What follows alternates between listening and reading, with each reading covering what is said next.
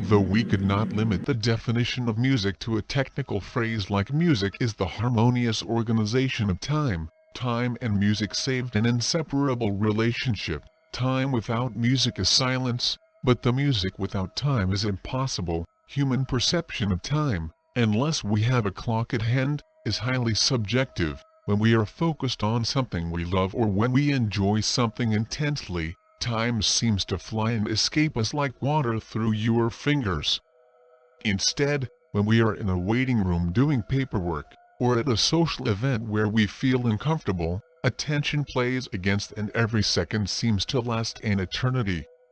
Jonathan Berger, a professor of composition and music theory at Stanford University, has exemplified how variations between long and short musical periods may not only alter our perception of time as well as performers, but a great way composers, as Schubert getting the time go faster or slower, although the objective duration of the composition in each movement had the same measure.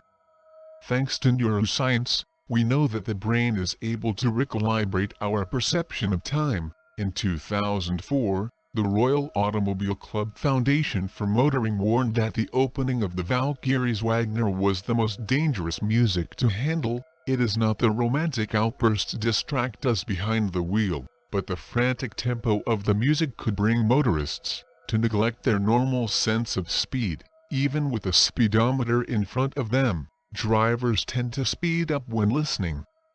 The technological means to record music like the cylinders of Thomas Alva Edison, cassettes or CDs, whose measure was set at 74 minutes, so that on a single disc could be recorded complete Beethoven's Ninth Symphony involve a standard measure, a format in which all commercial music would be recorded.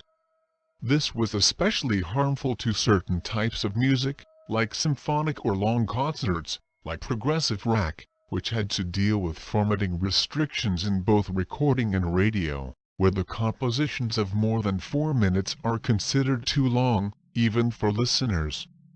Adjectival description of time. Before Johann Maelzel to patent the metronome in 1815, the composers did not have a precise reference to time in his works, so that indications of performance developed their own slang, that although imprecise and vague, appealed to the imagination and perception individual performers and directors.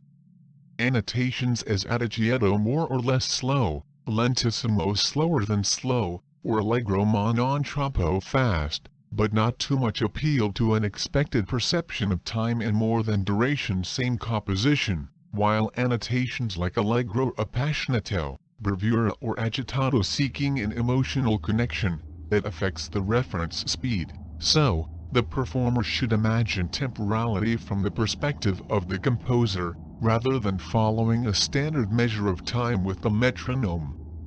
When we are immersed in music, our sense of time is fast or slow according to objective references in the world. Unconsciously, music stirs us and reassures us, provokes altered states, euphoric or sinister mind. Think incidental music in horror movies, those violins that seem saws cutting a glass still used because they work. In short, music connects us to the time of life to disconnect the time in the world. Just attend a symphonic concert, a rock concert, or putting on headphones to be in the world but outside it.